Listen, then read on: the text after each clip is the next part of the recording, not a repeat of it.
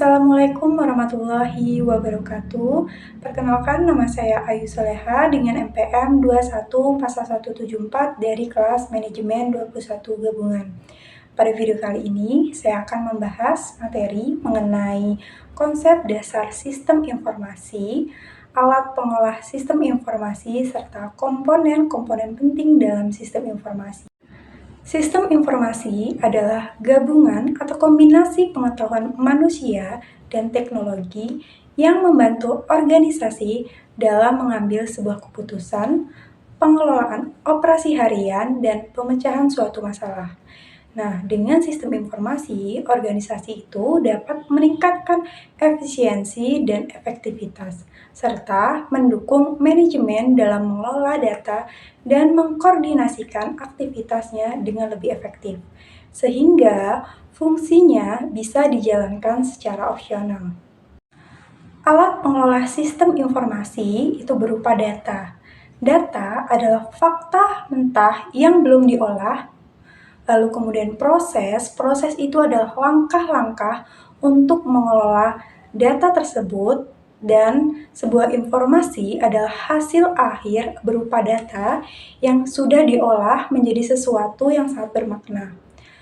Alat pemrosesan atau pengolah data itu dapat berupa otak manusia sebagai pengolah utama, serta alat manual, mekanik, elektrik, atau elektronik itu yang membantu proses data tersebut itu menjadi informasi yang sangat berguna.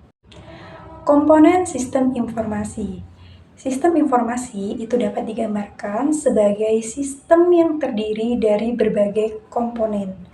Nah, komponen ini itu dapat dianalogikan sebagai blok bangunan atau yang disebut dengan building block yang terdiri dari input. Input ini adalah titik awal di mana data dimasukkan ke dalam sebuah sistem, biasanya melalui sebuah dokumen atau formulir. Model itu mengolah data menggunakan prosedur dan model matematika untuk menghasilkan output yang diinginkan. Output itu adalah hasil pemrosesan berupa sebuah informasi atau dokumen yang bermanfaat untuk manajemen dan pengguna. Teknologi itu adalah yang mendukung seluruh proses meliputi perangkat keras, perangkat lunak, dan penggunanya. Database itu adalah kumpulan data yang terorganisir yang disimpan dalam komputer, lalu kemudian dikelola oleh sistem manajemen basis data atau yang disebut dengan DBMS. Kontrol itu melindungi sistem dari gangguan dan kerusakan yang disebabkan oleh faktor internal dan eksternal.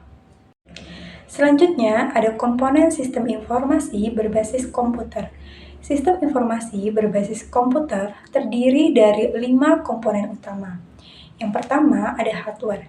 Hardware itu merupakan perangkat fisik seperti CPU, memori, dan perangkat input atau output yang diperlukan untuk memproses dan menyimpan data. Yang kedua ada software.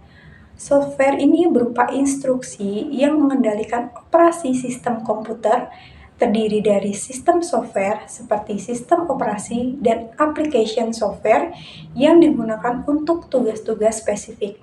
Yang ketiga, ada brainware. Brainware ini adalah penggunanya, yaitu manusia yang berinteraksi dengan sistem, termasuk analisis sistem, administrator database, spesialis jaringan, dan operator yang bertanggung jawab atas pengelolaan dan penggunaan sistem. Yang keempat, ada prosedur, yaitu serangkaian peraturan dan kebijakan yang mengatur operasi sistem termasuk Standard Operating Procedure atau yang disebut dengan SOP untuk menangani aktivitas harian dan situasi darurat. Dan yang kelima, yang terakhir ada database. Database ini adalah kumpulan data yang terorganisir dan saling berhubungan, dikelola oleh perangkat keras dan perangkat lunak untuk memudahkan pengambilan informasi.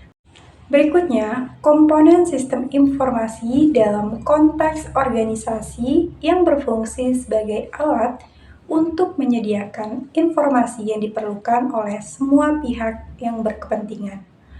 Komponen sistem informasi mencakup elemen-elemen seperti tempat kerja. Tempat kerja ini adalah lokasi di mana sumber daya manusia berproduksi dan memasarkan produk serta layanannya. SDM operasional merujuk pada SDM yang terlibat langsung dalam proses produksi dan distribusi. Budaya organisasi. Budaya organisasi adalah cara-cara yang berinteraksi yang menjadi perekat sosial di antara anggota organisasi. Kekayaan. Kekayaan terdiri dari aset nyata seperti mesin dan peralatan, serta aset tidak nyata seperti hak cipta. Pengaruh. Pengaruh itu merupakan interaksi berkelanjutan antara organisasi dan lingkungannya. Demikian materi yang dapat saya sampaikan. Mohon maaf apabila ada kesalahan dalam penyampaian. Saya akhiri. Wassalamualaikum warahmatullahi wabarakatuh.